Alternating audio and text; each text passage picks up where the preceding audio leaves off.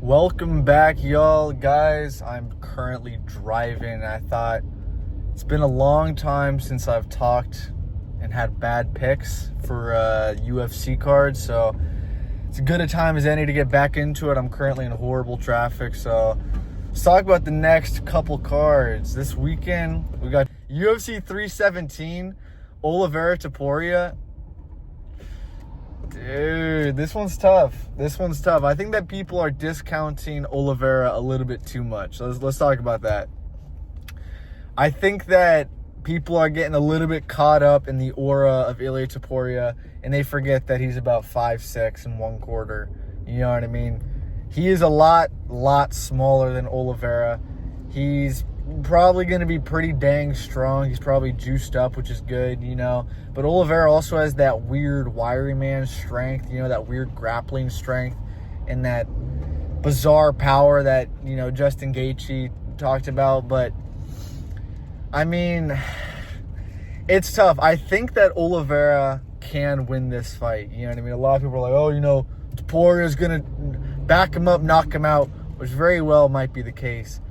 Olivera, I think it comes down to this. If Olivera can pressure Ilia Topuria and make Ilia Topuria back up, I think that Olivera will win this fight if he can do that consistently. Or if he can, like, take him down consistently, which that's a tall ask, you know what I mean? That is tough. Ilia Topuria he's a little thumb, you know what I mean? He has really nice down blocks. He's a pretty good sprawl, so I don't know how easy he will be to take down, but if Olivera can back him up like how Jai Herbert was able to back him up, I think that Topuria is going to have a very, very hard time getting his game going, because, I mean, Topuria really only knocks you out when you're up against the fence and he can actually unload on you and you can't back up or run away. Whenever he's gotten backed up in the past, he kind of freaks out a little bit. And I think that Olivera does have that ability. He has the power to keep Topuria honest.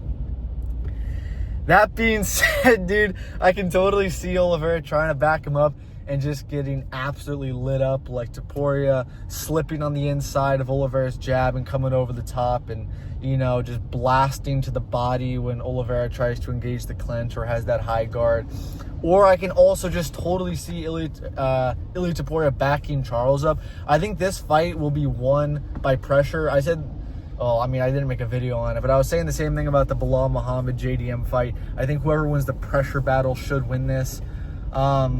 People are not really giving Olivera a fair shake, though, because, you know, Topuria just chinned Volkan Max back-to-back, but Olivera does have finishing ability that those guys simply do not have.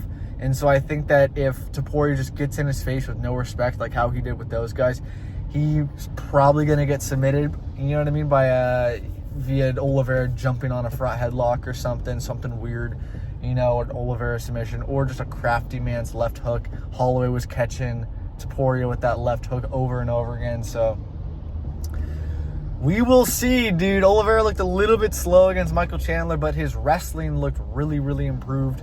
His defense looked decent, you know what I mean, relatively speaking. For the majority of that fight, he looked really good. So I'm really tempted to go with Olivera. Next week, maybe I'll give my actual prediction, like, you know, my real pick. But for now, I feel like Olivera is getting discounted. I feel like Topuria being almost a minus 500 favorite's a little bit ridiculous. If I were a betting man, which I am, I would put a little bit of money on Olivera just because it's so much value. It's like $10 to $50 damn near.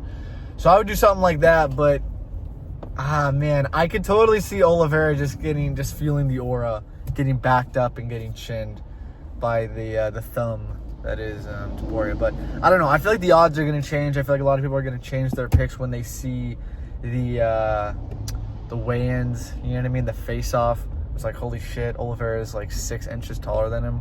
You know what I mean? He's got probably a fatter penis too. So, you know, I don't know. It's hard to say. Pantoja and what's his face? Kaikar France, the bum. I think that Pantoja probably should win that. Kaikar France, he's just kind of gross. You know what I mean? He kind of just makes me sweat and shiver, and not in a good way. You know, he's just kind of like, ugh, kind of weird to look at. So hopefully Pantoja gets him up out of there. I'm thinking Pantoja by decision, or maybe late rounds, TKO or submission.